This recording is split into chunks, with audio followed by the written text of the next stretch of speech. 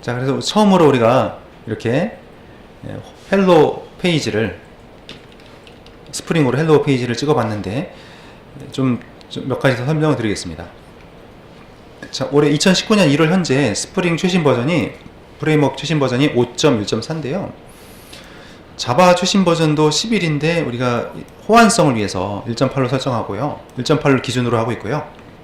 스프링 버전은 5.1.4로 일단 하겠습니다.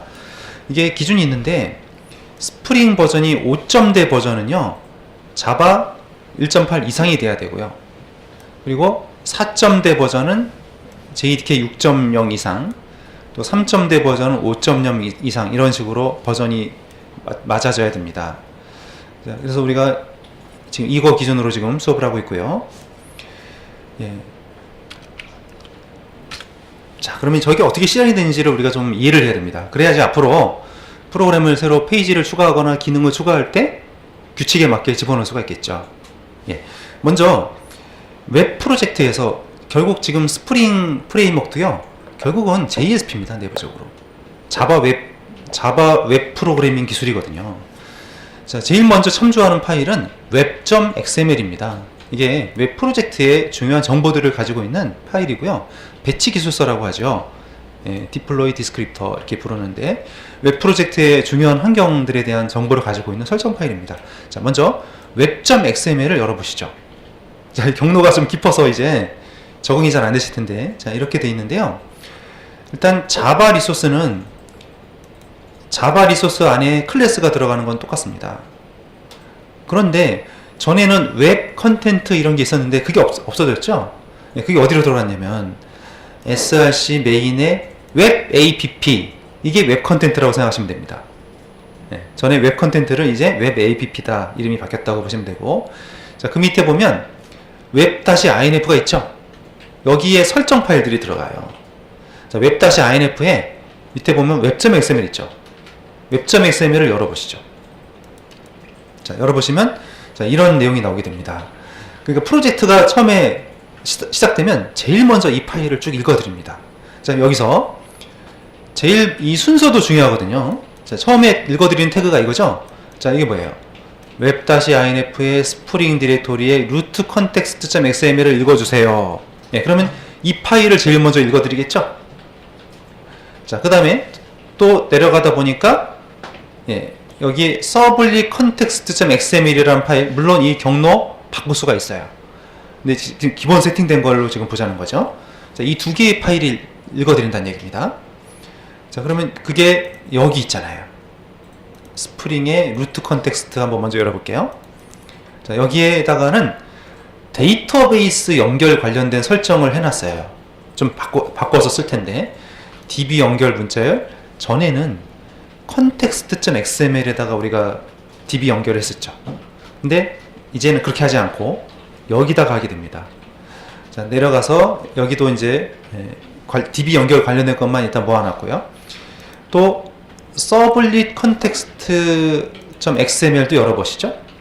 자, 여기에도 보면 그러니까 서블릿, 웹 서비스 관련된 설정들을 여기다가 해놨습니다.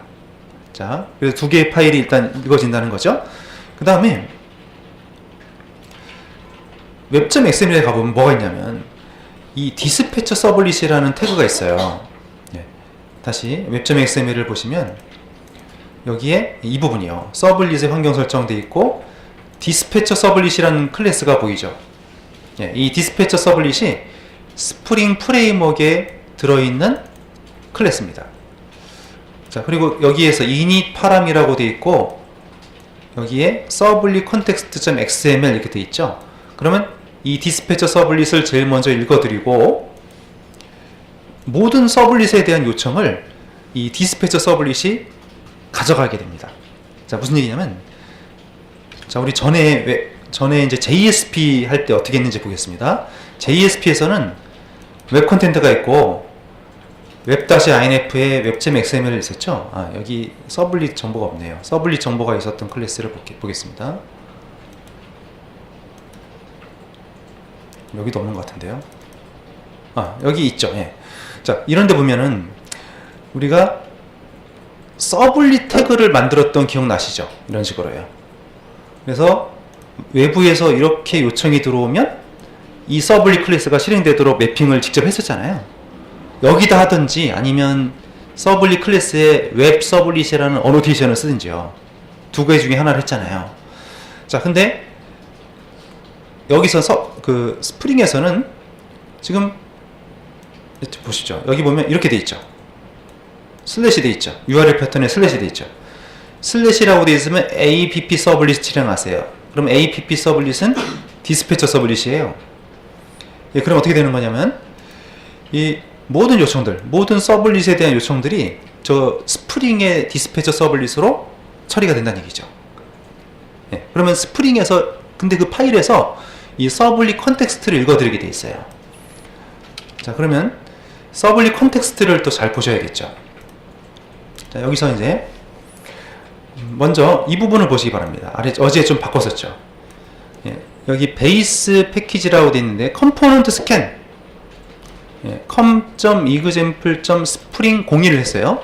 그러면 우리 패키지 이름이 여기가 지금 com.example.spring01 패키지 되어 있죠.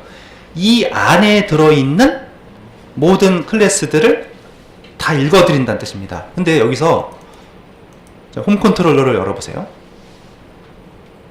홈 컨트롤러 열어보니까 여기에 컨트롤러라는 말이 붙어있죠. 자, 이런 스프링에서는 어노테이션들이 많습니다. 자, 이 컨트롤러라는 어노테이션이 붙어있으면 저게 서블릿 클래스가 되는 거예요, 말하자면. 자, 그리고 좀 내려가서 리퀘스트 매핑이라고 되어 있죠. 여기에 밸류에 슬래시라고 되어 있죠. 그러면 시작 페이지가 이 부분이 시작 페이지가 되는 겁니다. 자, 여기에 이제 슬래시라고 되어 있으니까 get 방식으로 들어오는, 자, 아까 우리 주소에 보면 이렇게 떴잖아요. 그럼 이 주소를 보세요. 자, 이렇게 되어 있으면 이게 앞에가 호스트고 뒤에가 우리 프로젝트 이름이죠. 그럼 다음에 이거 있잖아요. 그냥 슬래시. 예, 슬래시 하면 어디로 간다는 얘기예요? 이렇게 요청하면 이 메서드가 호출된다. 자, 그럼 이 메서드가 뭐 쭉 실행이 돼서 모델이라는 데다가 뭔가 저장을 시켰고요. 이런 이름으로 이 변수명입니다. 저장하고 return home 그랬죠?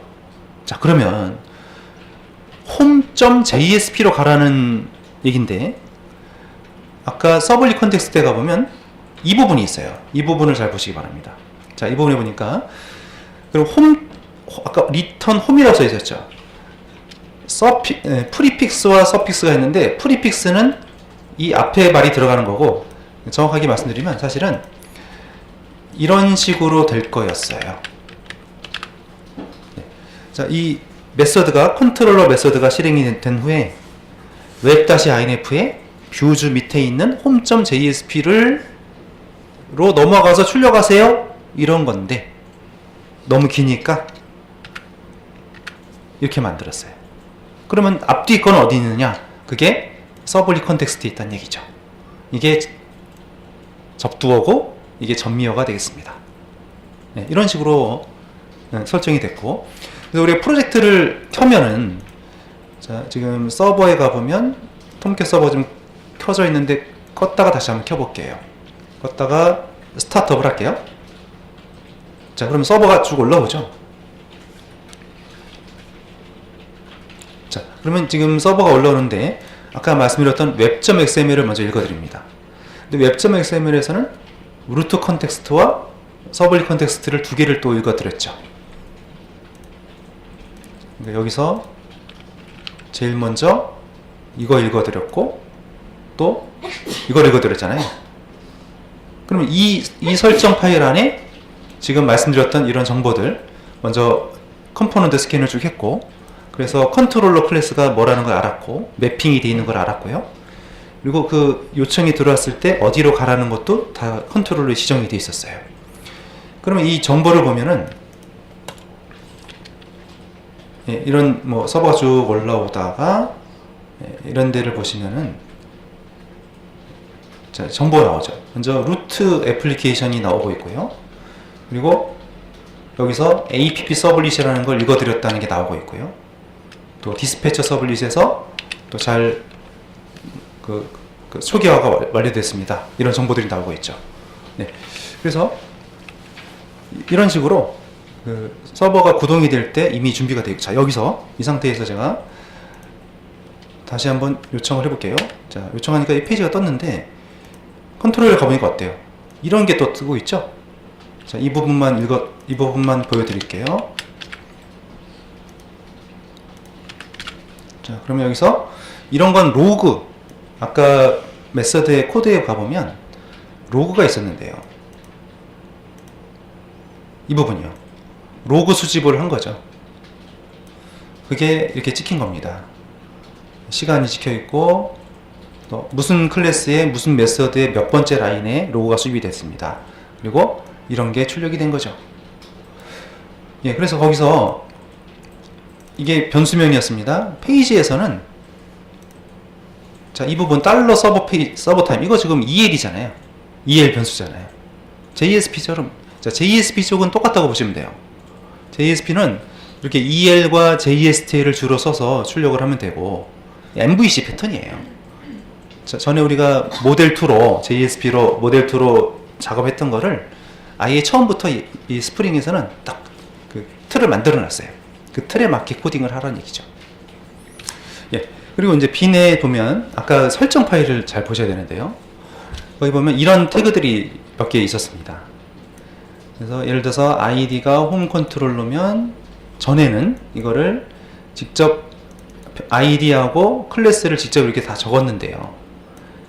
이거를 컴포넌트 스캔이라는 태그가 처리를 해주고 있고요. 여기서 자동으로 검색을 해서 등록을 하는 거고요. 이런 어노테이션들이 있어요. 컨트롤러, 리파지터리는 주로 이제 DAO 클래스가 되겠고, 서비스라는 게 있어요. 비즈니스 서비스, 비즈니스 관련, 비즈니스 로직 이런 것들을 지정하는 클래스들. 또 인젝트, 오토와이어드 뭐 이런 어노테이션들이 나올 텐데 그때 또 소개해 드리겠습니다. 자, 스프링의 디렉토리 구조, 우리 정확히 말씀드리면 메이븐 프로젝트의 디렉토리 구조를 좀 볼 텐데요. 먼저 src의 메인에 자바가 있죠. 위에 보시면 src 메인 자바, 여기에 그 자바 클래스들이 들어간다고 보시면 됩니다. 지금 보시다시피 이런 클래스들이요. 네, 그 다음에 src 메인에 리소시스가 있죠. 여기는 주로 이제 리소스 파일들인데, 뭐 예를 들면 XML이라든지, 또 리소스에는 뭐 이미지나 뭐 이런 것도 들어갈 수가 있겠고요. 코드에서 주로 참조하는 리소스들, 주로 이제 이런 설정 파일들이 되겠죠. 네, 이런 것들이 들어가고요.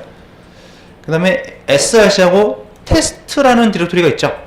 네, 우리가 이제 아마 오늘 해볼 텐데, 클래스를 만들면 테스트 과정을 거치게 됩니다. 개발한 다음에 어느 정도 개발이 끝나면 배포하기 전에 테스트를 쭉 해야 되잖아요.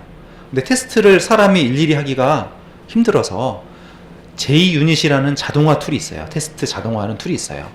그때 필요한 거예요. 이따 보여드릴 겁니다.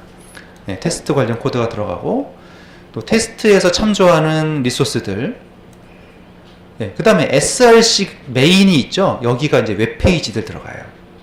여기는 외부에서 접근이 가능해요. 예를 들어서 아까 웹-inf 안에 있는 건 접근을 못합니다. 근데 웹 app 있죠. 자, 웹 app에 한번 JSP를 만들어 볼게요. 웹 app에 new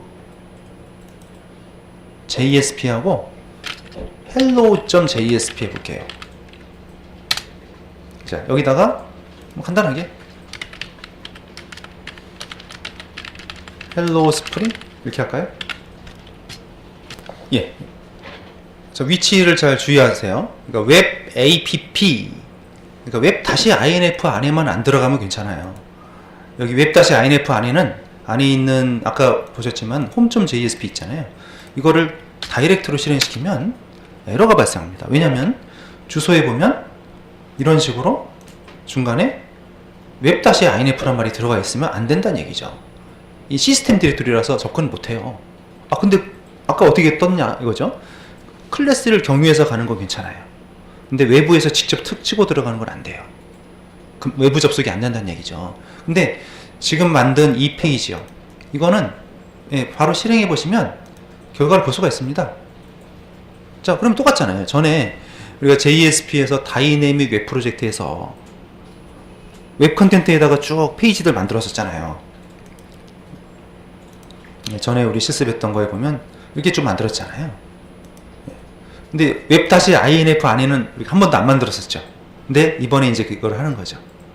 그래서 실무에서는 이렇게 웹 컨텐츠에다가 바로 페이지를 배치를 하면 외부에서 바로 페이지 주소랑 파일 네임을 알 수가 있어요.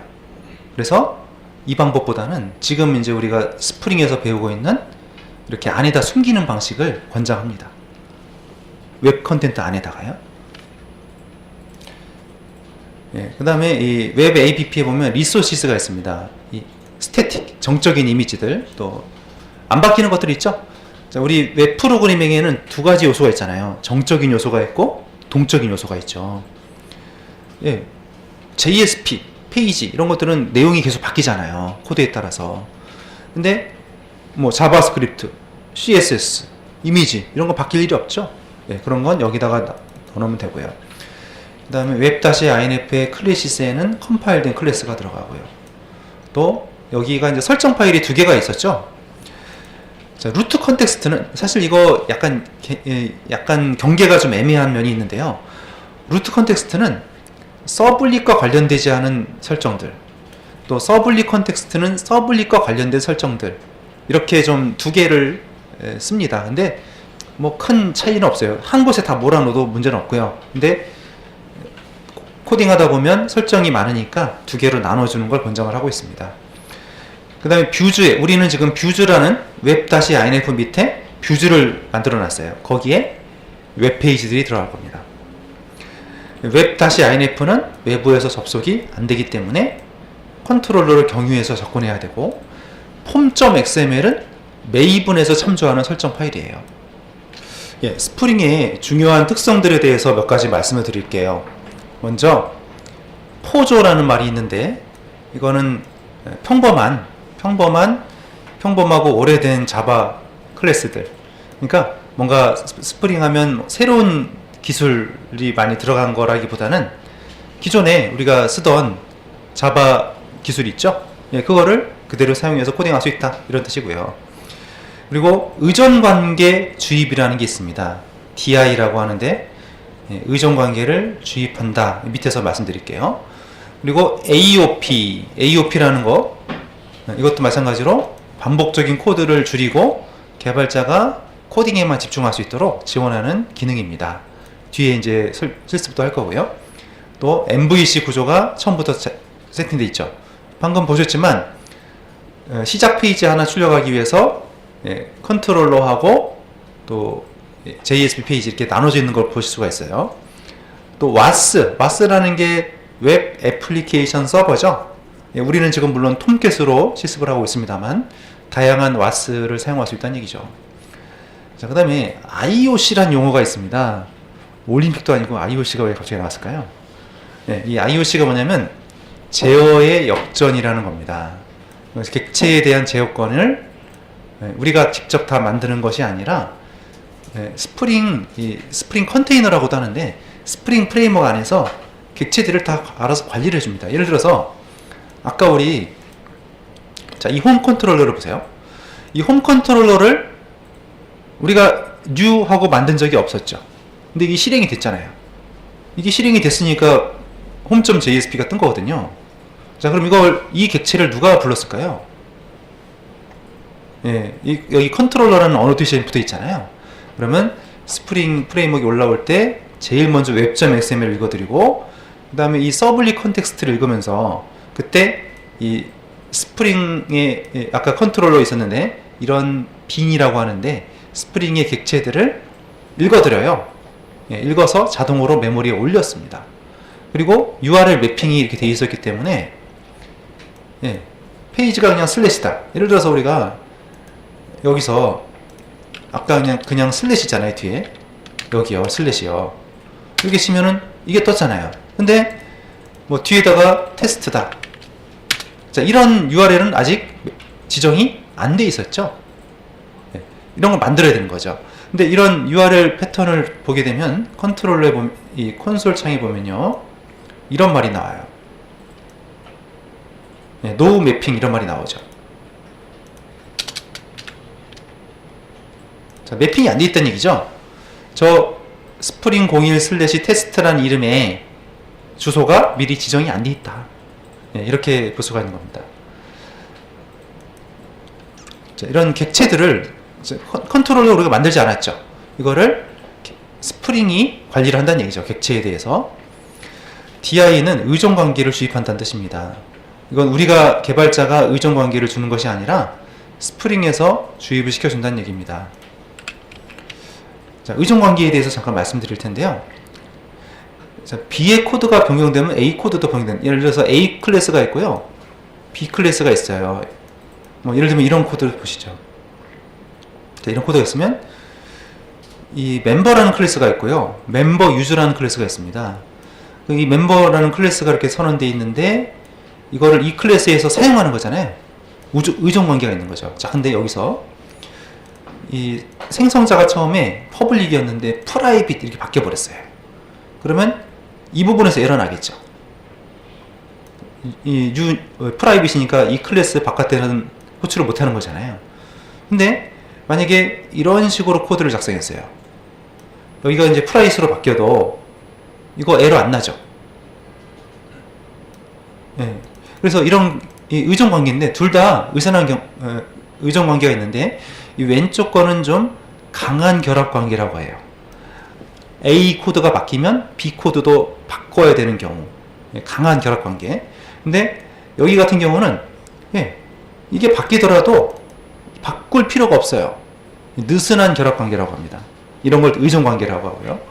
그래서 다시 보면 B의 코드가 바뀌었을 때 A 코드도 바뀐다. 그런 경우에 의존 관계가 있다고 하고요. A는 B에 의존한다고 합니다. 그러면 이게 자, 여기서 이제 바꿨단 말이죠. 예를 들어서 이 왼쪽 경우 보세요. 퍼블릭에서 프라이빗으로 바뀌면 얘가 바뀌어요. 근데 이 멤버라는 클래스를 한 여러 군데에서 쓰고 있어요. 그러면 이거 바꾸면 도미노처럼 다 바꿔야 되는 상황이 발생하겠죠? 네, 그러면 이 코드를 쉽게 바꿀 수가 있을까요? 쉽게 못 바꿉니다. 왜냐면 얘를 바꾸면 너무 많은 데를 고쳐야 되니까. 네, 그래서 여기선 맘대로 좀 바꾸기 어려운 문제가 있고, 여기선 어쩔 수 없이 바꿨다. 그러면 또 관련된 코드들을 다 바꿔야 되니까 유지 보수 비용이 많이 든단 말이에요. 네, 그래서 이런 관계가 있습니다. 그래서 이거를 이런 식으로 설계하면 마음대로 바꿀 수 있고, 여기도 뭐 영향받지 않으니까 문제 없고. 그래서 이런 처리를 하기 위해서 나온 것이 의존관계 주입이에요. 일단 오늘 그 정도 말씀드리고 나중에 또 실습을 하면서 보도록 하겠습니다.